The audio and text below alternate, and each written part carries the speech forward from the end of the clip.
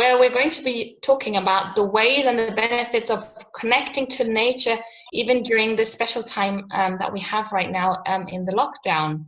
It's great to see so many of you here. People are still coming into the room, so there's a few more people joining us. So good to see you all. Welcome to everybody. And we have today with us our guest speaker, Osbert Lancaster, I'm going to introduce in a minute. And we'd really like this session to be interactive. And so please share any thoughts and comments you have as well in the chat box, or just raise your hand if you would like to say anything. My name is Katharina Bouchard. I am a Network Engagement Coordinator at the Scottish Communities Climate Action Network, SCAN. But this is also for me today a special session in the sense that it will be my last session that I am hosting this Tuesday for Climate session, as my colleague Jean-Mathieu, who you might see in one of those little windows, he's waving at everybody right now, will be taking over my role as of, well, sort of next month, I think officially, as I'll be moving into another role at SCAN, working on project coordination. So you will probably see him more than me in the future. So welcome to you all, and I suggest let's not waste any more time and get started. Nature connection, yes, is a special thing to be doing at this point in time, isn't it? Where we all feel, you know, we're not really allowed to even go out much, and you know, have to just do essentials like going shopping and then try and sort of go back as quickly as possible. But there are ways of connecting to nature. And we have our guest speaker, Osbert Lancaster, who's with us here today, who will share some of ways of, you know, what nature actually means to us, and how we can, you know, connect with it, or find maybe another understanding of what nature is all about. As a practical point, just we will be recording this session, so I hope everybody's okay with that. If not, then you can just either sort of take your camera off or leave the room if you're totally unhappy with sort of being on the call and recorded. So let me introduce to you Osbert. So Osbert is a facilitator for any type of sustainability events. And he's also a consultant in this area, and he works on green behavior change. He's been working on this for like over 20 years, and he's been working with all sorts of governments, community groups, businesses, universities, you name it. He's worked with everybody. He's an honorary fellow at the School of Geosciences in the University of Edinburgh as well, and is a member of the Climate Challenge Fund and WWF, Scotland's Advisory Council. He is also a qualified hill and moorland leader, and Osbert, you can tell us more about what that actually means. And so without further ado, let me hand over to you, and perhaps we can start with you introducing yourself, and then let's go around and have everyone sort of say hello to the room. Yeah, absolutely. Okay, so thank you very much. Glad to be here. So I think Katharina maybe found an old profile of mine online somewhere, because I used to be an honorary fellow, and I used to be on the board of all right. Scotland, and I used to be on the Climate Challenge Fund, but I had enough of the harassment of being on the board of Climate Challenge Fund. So anyway, but I have done that, not any longer, thank God. But I did have the pleasure of funding, helping fund many Climate Challenge Fund groups, and I'm some familiar faces here of groups I've both funded and have worked with. We're waving at each other, yes. Okay, so as Katharina says, I've been working on sustainability for many years. I lead sustainability retreats in wild places through a company called Natural Change. And I also support organizations working to transform society for people and planet, offering consultancy and facilitation, and that business is called Realise Earth. And yeah, that's all I want to say about myself just now. I might pick some of that more up later on. What I'd like to do now, though, is just to hear briefly from everybody. I can see most of your names. You've all got fairly obvious names rather than iPhone or something, which is always good. What I'd like to do is just, because there's quite a number of us, rather than asking you to all speak out. Let's do that. Let's do that. That's good. So let's very quickly. Why here? Why are you here today? And if someone said the same thing as before, just sort of say pass or same as Brian or whatever it is. So very briefly, what's brought you here today? And to make it so we don't all sit in silence and wait, I'll just go in the order in which I see people on my screen. So we'll start with David Somerville. Briefly, David. Hello, I'm one of the Scottish Community Climate Action Network board members and involved in Transition Edinburgh. Ewan Hayton. Hi there, I'm Ewan Hayton. I'm 28. I'm an admin assistant with the Weekly Group. I'm currently in furlough, but I've got a real interest in climate change. Brilliant. Thank you. Sarah Tolley, please. Hi. I'm here because I have a lot of interest in these in ways and benefits of making the most of the situation. I wanted to hear what everyone had to say, and if you're interested, you can visit our community garden on the meadows. That's where you take your exercise. Please bring water. Brilliant, thank you. And Anna. Hi, I'm Anna Patfield. I run a local group called Planet Sutherland, which is trying to get everybody to talk more about climate and take action. And I think we could probably benefit from your help, Osbert. Thank you. Krista. My name is actually Faye. I'm just using Krista's computer. I'm a forest nature skill practitioner from Canada, and I'm just always looking for ways and wanting to learn how to connect better to nature and get children connected to nature as well. Thank you. Angela. Hi there. I have several hats on. I recognise Mark, who's from our local community garden here too. I work for Green Space Scotland, but I also set up my own social enterprise, which is all about nature connections. So I'm looking forward to this. Thank you. Brilliant. Lots of knowledge here already in that means that's good. Philip Revel. I live in Dunbar. I'm here because I think disconnect from nature is a major cause of the climate emergency and other crises we're facing. Thank you. Susie Goodsire.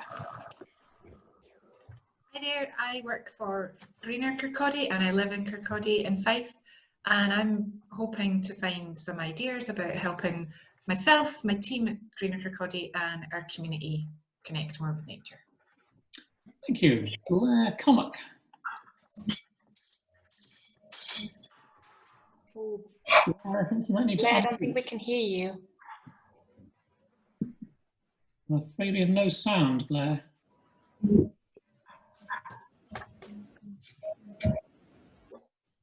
Maybe try and fix it and we come back to you. We can't hear it at the moment, Blair. Now should we go to Casca, Hempel? Sorry, I've just joined, I'm late, so what are we doing? What brought you here today? Well, I work in a community organisation, Community Garden, which generally tries to connect people with nature, or what we call nature really, and also we work with climate change, people Community Garden. So professionally, this topic is relevant to me, but also I feel,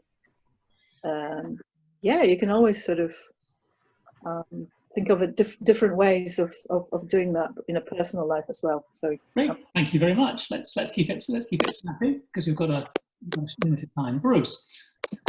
Hi, yeah, I'm Bruce McCall. I'm also from Greener Kirkcaldy. I'm project manager for Cozy Kingdom Energy Advice Service all around climate work, and I've just seen this session. There's an awful lot of talk around nature. A lot more people are engaging with nature since COVID, so I thought it'd be an excellent session to come and join. Thank you. Mark O'Reilly. Well, what I was going to say has already been said by Philip. I'm not from Dunbar, I'm from Tayport, but Hi, Mark. Hi, Kashka. Yeah. We were together on a different meeting just a few minutes ago. Okay, so yeah, So yeah, just I think, you know, that the mess that the world is in at the moment is largely due to a lack of nature connection. Great. Okay, that's a very good point, Mark. Thanks for reminding me. So if it's already been said, just say, yeah, I've got nothing to add. You know, we will hear you. So, Lauren. Hi, I'm Lauren Parry. I'm from Greener Kirkcaldy as well, and we're trying to do more about connecting with nature in our community engagement work. Brilliant, thank you. Blair, come up. Do you want to try again? You'll need to unmute. You'll still need to unmute. Try that. Okay, I think Blair's got a problem with his microphone, because it's even when he's unmuted, we can't hear him. We'll move on Blair, to... you can just chat, put it in the chat, your introduction. Yeah, thank you. We'll move on to Johnny Dale. I'm getting one of those teddies for cool. the game. Hi, I'm Johnny Dale. I work at a volunteer at Woodlands Community Garden. I've also got a croft, and I commute between Glasgow and the far north. So I've also got a croft in the far northwest, where I've planted a native woodland in 2012. So doing well so far.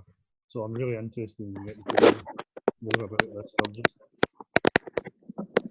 Brilliant. Thank you very much. And as there's quite a few of us, if you're not talking, probably best to mute your mic. Okay, Patrick. I was invited here by a friend, Catherine Lloyd. I work for Perth and Ross Council, Community Green Space, and we have we've established a volunteers network within the council of our colleagues. Maybe there's 70 plus colleagues who have formed the Biodiversity Ambassadors group, and so we're really interested in anything to do with biodiversity and trying to improve our green spaces. Brilliant, thank you very much. Thank you. Pam. So I work with Osbert on natural change, and I agree with Philip about nature connection. Thank you. Catherine Lloyd. Yes, hello, and hello, Patrick. Can you hear me? Yep. I'm having trouble. I can't get the video to work, so I've given up on that one. Yes, I'm the coordinator for Tayside Biodiversity Partnership, and we're into our 21st year, which is absolutely, well, gobsmacking, I think is the only word to use. We've lasted that long, but there's a huge amount of different audiences, so it's really difficult to work out how to pitch everything. You end up with half a dozen different ways of getting people on board. You've got the professional, you've got the ecologist, you've got the planners, you've got the community groups. Absolutely everybody needs to be part of that partnership. So this is particularly interesting to see how everybody else is reacting to things. Thank you. And Hazel Darwin Clements. Hi, I'm a freelance artist and a podcaster, and I'm really interested personally in connecting with nature, and I'm also interested in how we tell those stories and bring other people into that conversation who have never had the experiences that I have had growing up of being quite connected with nature. Thank you very much. Kitty. Hi, yes, I'm Kitty. I'm also from Fife, and I'm really interested in the psychological benefits of nature. I'm particularly interested in fairness and access to green spaces for everyone and what that might mean for urban planning. Thank you very much. And Helen Jones. Hi, I'm Helen. I live in the northeast of Scotland, and it's just a general interest in nature and climate change. I'm also partly involved in Aberdeen Climate Action, so just started to get more and more interested in wider issues around the environment. Thank you. Thank you. Seamus Stout. You'll need to unmute. Hi, I'm based in Edinburgh. I'm working with several non-profits, Edible Edinburgh Partnership, Permaculture Scotland at Scottish level, and Children in Permaculture, a kind of European project, interested for all the reasons stated in increasing nature connection through food growing and education in particular. Thank you very much. John Matthew. Hi, from Edinburgh, working with Can and Elric, and I'm particularly interested in how can engage people in appreciating nature in order to protect it. Thank you very much. And Pedro Perez.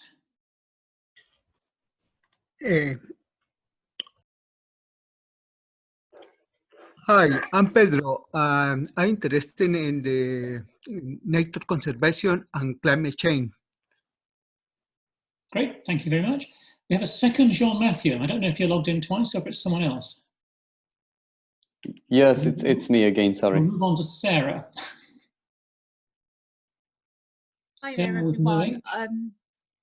H. I'm a life coach specialising in mindset and connection. So much like Kitty and others have said, I'm particularly interested in connecting to nature from a psychological standpoint. So that's why I'm here. Thank you very much. And Thank Heather you. Davis.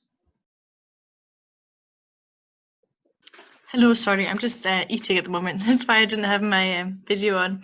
I imagine this is just, I just joined a wee bit late, so it's just a welcome introduction, I imagine. What drew you here today? Why are you here?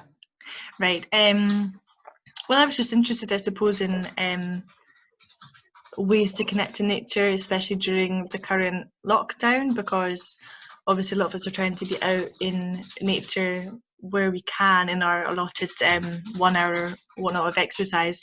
So ways to connect to nature within that time frame, within the kind of time frames that we're being allowed at the moment. Thank you very much. Okay, and finally, I think Blair, is your microphone working now? No, we're still not hearing you. So I think maybe Blair, if you just wanted to type your introduction into chat, and I'll see it there. Okay, so I think that's everyone. If I haven't, please shout out loudly. Okay, so how are we doing for time? Right. So I think that my experience and my, everything I've learned tells me that there are three, our disconnection with nature, our disconnection with the rest of nature is at the heart of three major problems facing us today. First one of those is unprecedented levels of mental and physical ill health. The second one is extreme levels of inequality in a culture that celebrates individual achievement rather than mutual support.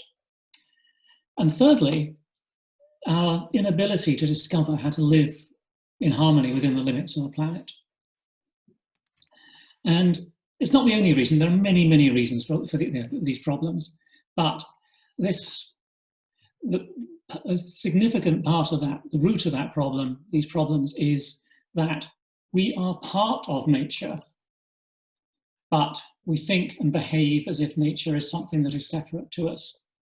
Even the billing for this event and the way lots of people have talked, as in our introductions, we've talked about how do we connect with nature as if nature is someone else, something else out there. We are part of it. And our language makes it really difficult to even say that. So let's take a step back in time to the dawn of modern humans. So around 200,000 years ago, a human from that date would have looked and been identical, more or less identical to us in body and brain. All that was different was culture. So for nearly the last 200,000 years, two things were radically different from today. Well, probably many things at the time you're thinking about are we spent most of our time outside, and we saw ourselves, we felt ourselves to be members of a community of animals and plants and even mountains and rivers. And now, fast forward 200,000 years, now we spend most of our time indoors. If we're not indoors, most of us are in urban spaces dominated by buildings, vehicles, and other human-made infrastructure. And now we tend to see nature as something separate, and not only something that's separate from us, but something that we must and can and should manage and control to meet our needs. And that really, really is not normal. Both of those changes are really recent in our evolutionary history. We're Stone Age humans living in a weird modern world that we have created. So what's going on? Why should this be a problem? I think there are three strands to this. The first strand is sort of physiological, the second is psychological, and the third one is philosophical. And we're all probably, even by separating them out like that, we're sort of falling into the trap. But the physiological one. So as we evolved, our life, like the life of most hunter-gatherers that have been studied over the years, our life was pretty low stress most of the time. The stress when it came was in short bursts, and then it ended. So we came across a snake, we were frightened or whatever it was, and our fight and flight response kicked in, so we could deal with that situation. Our heart rate shot up, blood flow was diverted from our gut to other parts of the body, and there are other physiological and hormonal changes going on in our body in response to that particular stress. In the modern world, we're facing low-level stress almost continuously. At work, we've got endless deadlines, endless interruptions. For most of us, our commuting and our traveling is a series of frustrations and antagonisms and delays. And all the time, on the little screens we carry around with us, on the screens on the platforms and the stations, on the buses, everywhere, when we're trying to relax in the evening, we're being bombarded with news and stories, whether they're true or not, in films of disasters and wars and atrocities and hatred and political strife. All of those things stoking our fears all the time. Our flight and fight response is being triggered endlessly. There's hormones and neurotransmitters are flowing through our body all the time, and they're damaging our immune system, our hearts, and our guts. Spending more time outside in places that are more like our natural habitat is a respite from all of that, and it's an opportunity for our body to heal. So that's the physiological aspect. And the psychological aspect now. So studies in social psychology have looked for many years at the role of values and how values work. And at the very simplest level, taking it right down for a very short, quick presentation, our values can either be centered on looking after ourselves or on feeling connected to and caring about others around us. We have the potential for both. We all have the potential to look after ourselves and to feel connected and caring for others, but we can't do both at the same time. That's just how values work. You cannot do both at the same time. When we evolved, when we were in peaceful, green, lush places that signified an abundance of food and a place of safety, and our values would lead us to feel in harmony with others and with the rest of creation. If we felt threatened by predators or enemies, our values flipped. They flipped over to center on looking after ourselves and our immediate family. So because of that history, that evolutionary history, I believe that when we spend time outdoors in natural, but non-threatening places, our values tend to center on those feelings of connection with others and caring for others. So that's the psychological aspect. And then the philosophical. I said earlier that our culture sees humans as separate from nature. And the reasons are really complex, and we can have a whole academic conference about why everyone disagrees about them. But the reasons are complex, and they're rooted probably, I think, in the scientific revolution of the 1500s. And that was when early scientists, the first scientists, started to think about nature as something that could be broken down into separate pieces to be studied objectively and individually. And out of that came this idea of nature being a machine that was there to serve mankind and could be controlled for the benefit of mankind. And with time, over those 500, 600 years, that perspective has spread from beyond the scientific community across all of our culture. And it's actually almost become common sense. That's sort of the starting point for most discussions. And this is really, really deep-seated in our education system, in our language. It's so difficult to talk about what we mean by nature because, well, we are nature and we haven't got a language for anything else. We like to keep on using the phrase the rest of nature, which is really ugly and clumsy, but there's nothing else we can do because of the way our language works. And our media and almost every aspect of our culture just has that rooted within it. And even if we come to a sort of a more holistic way of thinking about the world, which I'm sure most of us have here, we've come to that through our own experiences and through study. Even so, it's difficult to break out of that mindset because we're living in a culture that insists we are not part of nature and nature is not part of us. But when we spend time, and certain qualities of time, in wild places, that can utterly transform not just the way we think, but then most importantly, it can transform the way we feel. So we can come to feel a deep emotional connection with the rest of nature. It sounds melodramatic, but I think, in that situation, that can get to the place where we actually feel the pain of forests dying in the same way that we feel the pain when we put our hands into the flames of a fire, or when we feel the pain of a child or a lover who is dangerously ill. We can feel it. It's not just a rational understanding, oh, everything's connected to everything else, we are part of nature. It's in the heart, it's in the gut, it's not in the head. And that, my friends, is why I think is underlying it's not that we need to reconnect with nature, it's we need to acknowledge the reality that we are part of nature and find things and ways of being which allows us to live in that experience.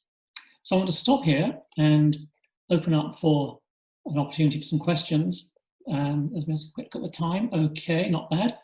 And so take some questions, and then I'm going to talk, see where that goes, and maybe talk a little bit. I'm going to take us through a introduction to a guided meditation, which is sort of what am I offering to you in terms of what you might do to connect with nature. Okay, I don't know, Katharina, do you have a plan for how we do the questions? Yes, maybe if people have questions, we could put an H in the chat box so we know who has a question, so we can sort of follow up quicker. And just give that give people a few seconds to, yeah. Thanks, David. Yes, H stands for hand, that's right. So whoever wants to put their hand with a question, just drop an H in the box.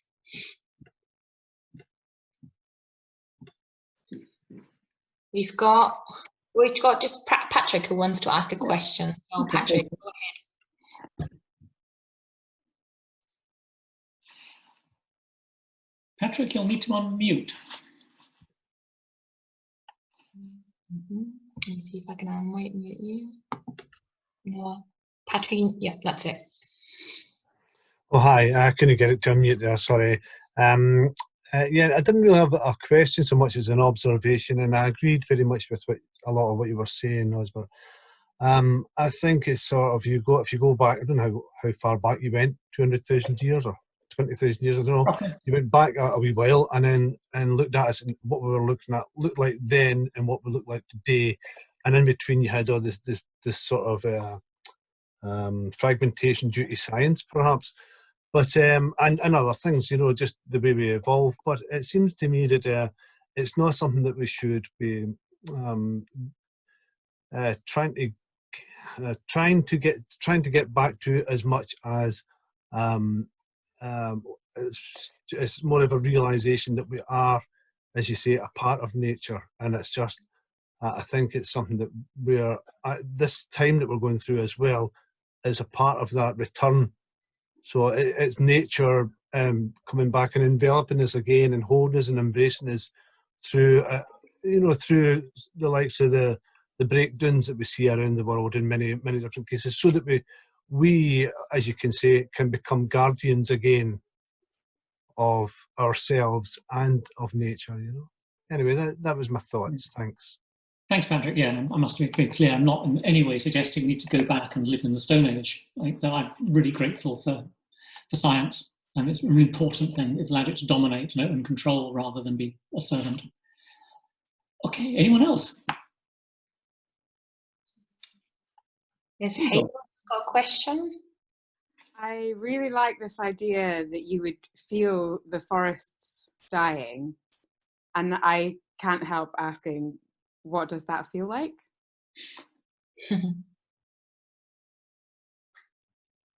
So I'll give you an example. Or I found I was doing a lot of walking in the Pentlands a few years ago, and I actually found that part of the reason I was doing that walking was I needed to build up my log of walks in order to get my hill and moorland leader qualification. So I was choosing places that were nearby, and I was going to the Pentlands and doing that. And I actually found it really, really painful, and it was a really unpleasant experience, a lot of that, because what I didn't really realise, I've never really gone there, always gone further afield, is that the Pentlands are so dominated by the shooting industry, shooting of pheasants and so on. And everywhere you walk, there are shooting butts where you can imagine people in their tweeds and their Gore-Tex with their shotguns to shoot the birds. There are the bits of woodland with fenced in, raising pheasants and feeding the pheasant chicks in order to shoot them in a few months' time. There's all the infrastructure there, all put in, and tracks for the Land Rovers to get the rich fat bastards up the hill so they can shoot more pheasants. And it just made me feel literally sick, and it just felt awful. So it wasn't just I was logically thinking this isn't very nice. It was like it just really felt sense. I think it's because that was a real place I was. I've not actually been in a rainforest where there were chainsaws coming to clear cut it. That I can imagine that what it might feel like, but that particular place, it's an extension. It becomes an extension of oneself. I'm not saying that's what we spend all my time in that space, and it takes work to keep that connection going. But yeah. Thank you so much for answering that question. I'm sorry if that put you a bit on the spot, but I feel like that's a really powerful story. And actually, I have been in rainforests that have been destroyed and had a really similar experience, even though it wasn't actually the place that I grew up or were completely connected to. And so there's something really powerful about that. Thank you. I'm wondering if Pam, Pam's a facilitator with me on natural change. I wonder if you wanted to come in on that or any other points? Yeah, there were a couple of people commenting in the chat, and I agreed too. And for me, I was thinking what sums it up the best, and it probably is when I see a clear-felled forest that I've loved, or I see destruction. It can, at times, feel almost like when one of my parents died. Mm-hmm. It depends on how connected I'm feeling on the day. Thanks, Pam. Yeah.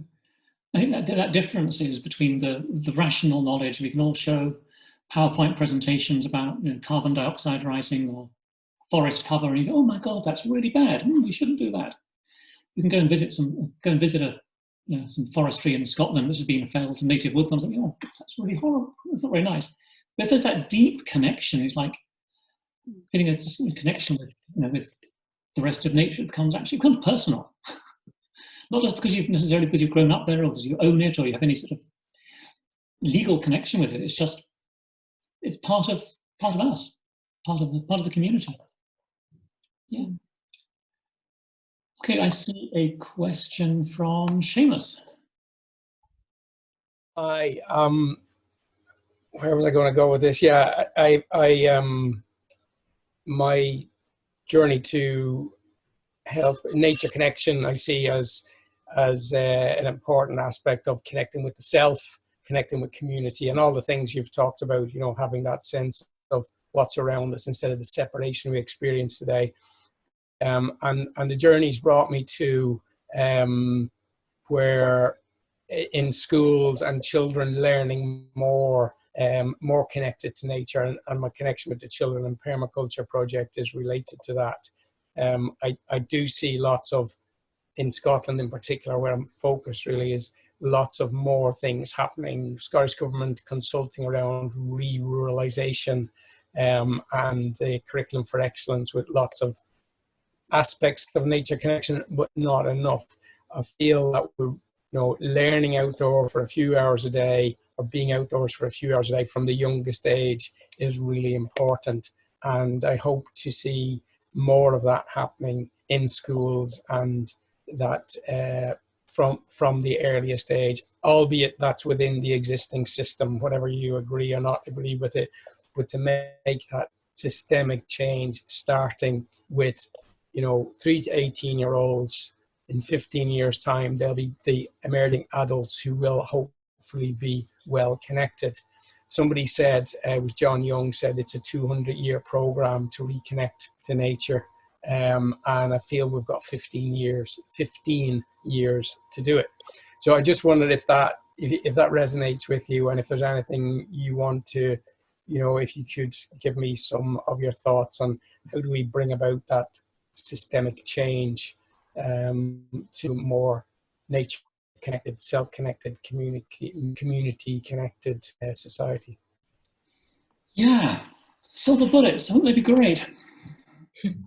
And that's very similar, in fact, to a question I see in the chat here from Anna from Planet Sutherland. So, yeah, no easy answers. But I think what I would suggest, I say two things. One is about taking the opportunities and creating the spaces for you yourself to do this as much as possible, even in small ways. It's very easy to to think about it rather than do it. I think the more one can do it, the more one can embody that experience oneself, the more credibility one has in encouraging others and working with others to do it. The second thing I would say is that the organizations that you're working with and the communities you're engaged with is look for opportunities there to just encourage to do more things outside, even just as simple as spending more time outside, even if it's not, because it's not just about special meditative practices to connect. It's also about just spending more time outside generally. That really hits both the sort of the psychological and the physiological aspects. Just spending more time outside, that's relatively easy. The philosophical, the paradigm shift stuff is more tricky. But spending more time outside, creating more, can you have your committee meetings outside? If you're working with kids doing stuff, even if can you get them outside more? Can you have some walking meetings? Lots of just finding ways of getting people outside much more. Yes, doing that with kids is really, really important, but I think there's a lot of stuff to work with there. But I think also we can't wait for the kids who are at primary school to grow up and sort this out. We need to be working with the adults and people at all ages in our communities. Mm-hmm. So yeah, it's not just about the kids. Can I just briefly? I hear you say, and I do have a river and the sea and a garden to spend time outside every day, which I do, and I lead some nature connection projects and deep nature connection projects for youth as well. Brilliant. What I see is that it tends to be kind of niches that they're in, and I'm looking at how do we transform or influence the £2 billion school refurbishment rebuilding project within a program within Scotland to be building outdoor classrooms and having, it's a 200-year project. I don't think we can do it, from the individual level, and building it into the system. So we're spending a few hours outdoors every day and using something like the children in permaculture approach and adjusting the curriculum for excellence. So and the mentality within the school system. So they are spending time outdoors, and those children are vitally important. If it's a 200-year project, we really, systemic change is what's required. And I feel the schools is a really important part of that systemic change. And lots of good things happening, but influencing them so it is a real deep systemic change that comes through our society. Absolutely, I don't disagree at all. We need to be influencing, working with young people at school. What I'm really cautious about is putting all our eggs in that basket. You know, we need to be doing the other things at the same time. And and interestingly, I think, I mean, I don't have any easy answers, but I know what we do, what we try and do at Natural Change, and our approach with this is, our approach is working with people who are in positions of influence and have some levels of leadership in organisations and in society, and taking them on wilderness retreats where there's opportunity. We can't guarantee it. We create an opportunity for a transformative experience, and they then develop a really strong sense of this connection in themselves, really strong connection with that group that they've been on the retreat with, and they are really deeply motivated to go away and bring about change in their organisations, which potentially, because of their position, can cascade through society.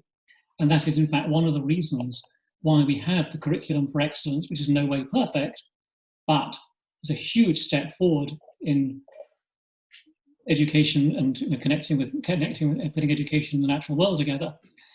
Significant influence on that was a group of people who came on Natural Change back in 2010 or 11 or something. And then a number of them were on the committee which helped create the Curriculum for Excellence. So, and that change then cascades down through the system. I think in the past we've had a lot of people have asked us, well, why are you focusing on leadership? That's a very elitist sort of approach. What about everyone else? It's about, well, where is potential to cascade the change through society? It's not to say that other things shouldn't happen, but that's where we are putting our time and effort. We need a diversity of tactics. Absolutely, absolutely. But that's our focus. So, time to move on, Osbert. Thank you so much for everyone's questions. I suggest that we move on to the penultimate part of our session, which is an immersion into virtual nature. So, Osbert, would you like to lead us through that? A little meditation, a nature meditation? Well, what I'm going to do is, I have been thinking, so I was really keen to try and do something where we'd have a guided meditation outside. And I had these ideas of, well, people could take their phones outside and their laptops, and it just got too horrendously complicated, and the Wi-Fi would drop, and the dog would eat the phone, and who knows what. So I think we're not going to pretend we're outside. All of us, I think most of us, as far as I can see, all of us are sitting in a bedroom or kitchen or spare room or whatever it is. So we aren't outside, but we are in nature in the sense that this is part of nature. We are part of nature. We've created it.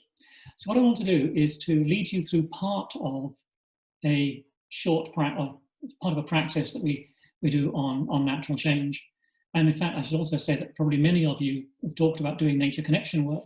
You'll have other practices similar to this, and others which will be equally as useful. So maybe that's something, if you felt like up for sharing them with this group, maybe that's something Katerina could help coordinate as well.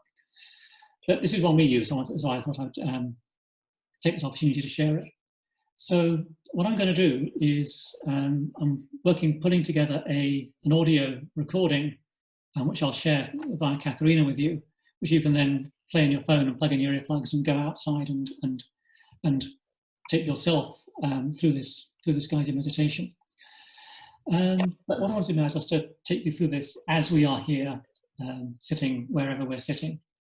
So what I would like to invite you to do is, just make sure you adjust your position on your seat. Just make yourselves comfortable. Maybe sort of sit back from the screen, so you're no longer hunched forward over the screen. Sit back and just make yourself comfortable. Maybe just relax your hands in the lap or on the table in front of you.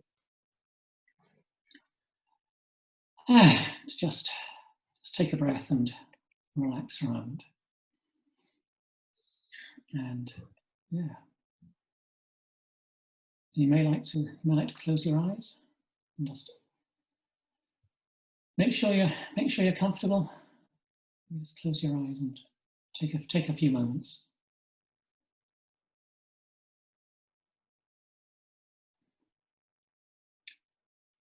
Now I'd like to invite you to take your attention to the places where your body is resting on the chair or the table that's around you. Just notice how your arms and you're resting on something. Feel the chair against your back, under your thighs. Notice how it's supporting your weight. Notice how that feels.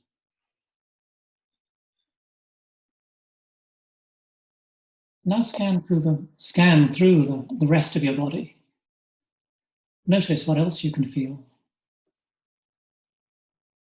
Notice the touch of your clothes,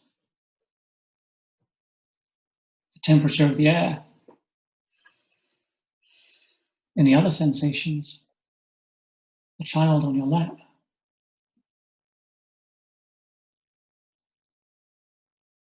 What else can you feel?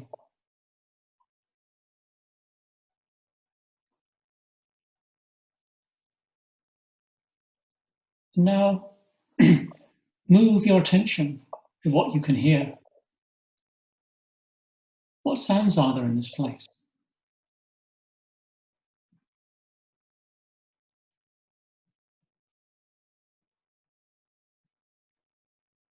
Sounds of life going on around you.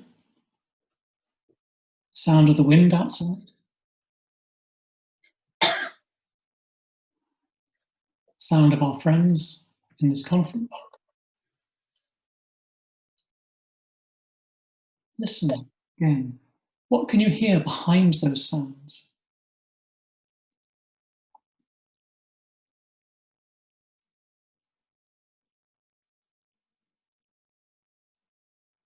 Move your attention now to the air that you are breathing.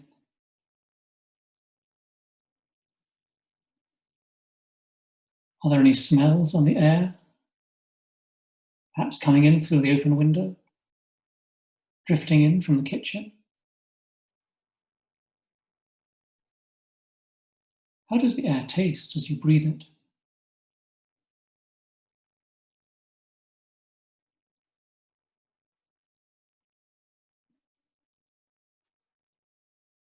Now, gently open your eyes and look up. If you can, you may want to look out of the window. If you can't look out the window, maybe just focus on, just look around the room you're in. What sights do you see? Notice the light. If you're in a naturally lit room, notice how that changes perhaps as the clouds pass over. Do the shadows move? Notice the different colours. Can you see different textures?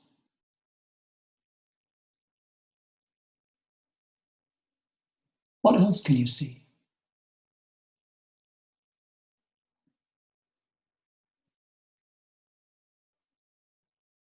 And now, gently return the focus to yourself and sit up slowly and rejoin the group. Welcome back.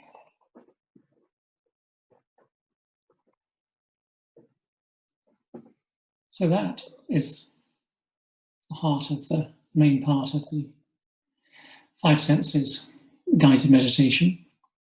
And yeah, I'll record a little audio and suggestions as to how you might be able to use that outside under lockdown, whether that's in the garden or in the park or down by the beach. I gather we can. I think we can go out more than once a day now, so that's pretty good.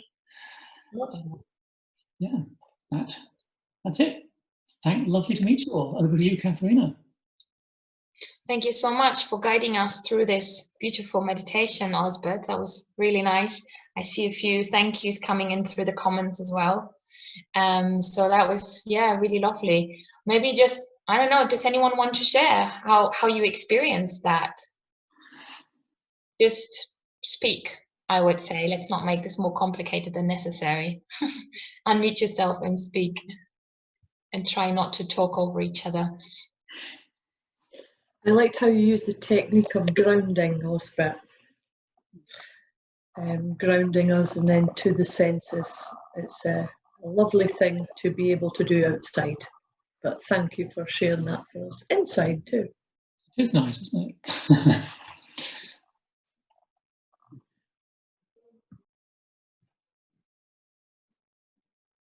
Does anyone else want to share?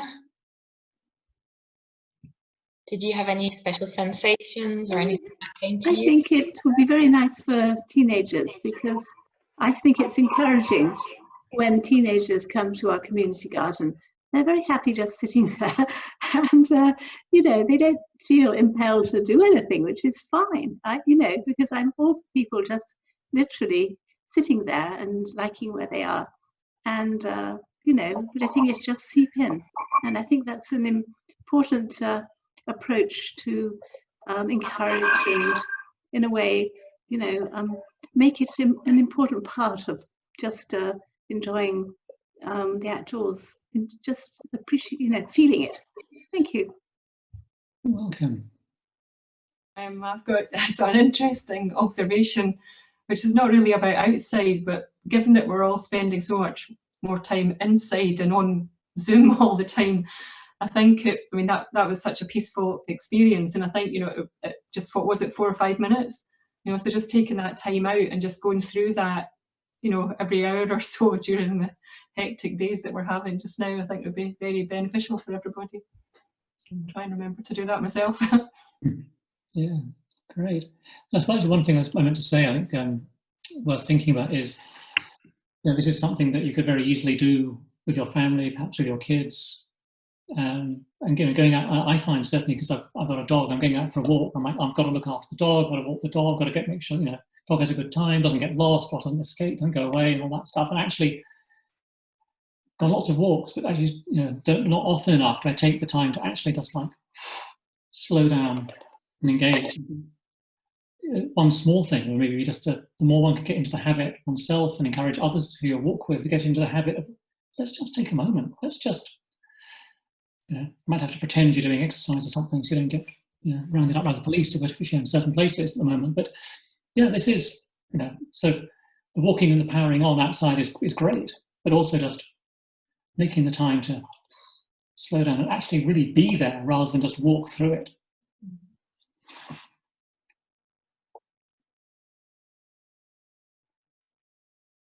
Catherine says that was very special and something we can replicate very easily in the future. Thank you.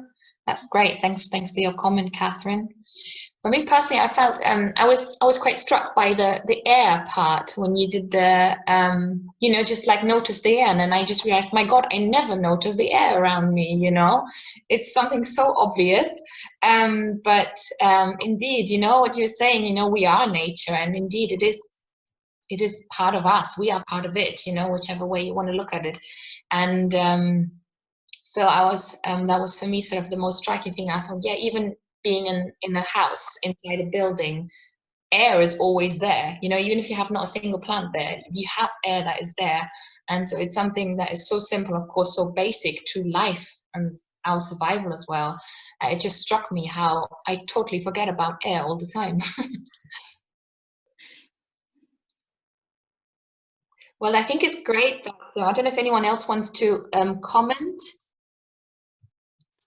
Patrick, his hand up. Yeah, I was just wanting to say that somebody mentioned in the chat earlier on Thich Nhat Hanh, and he would say, I think he would say that the air is one thing, it connects us all. So it connects us to nature and it connects us to one another, and we're all really breathing the same air all the time. You know, it just goes round to everybody. So yeah, it's a lovely thing to feel the air.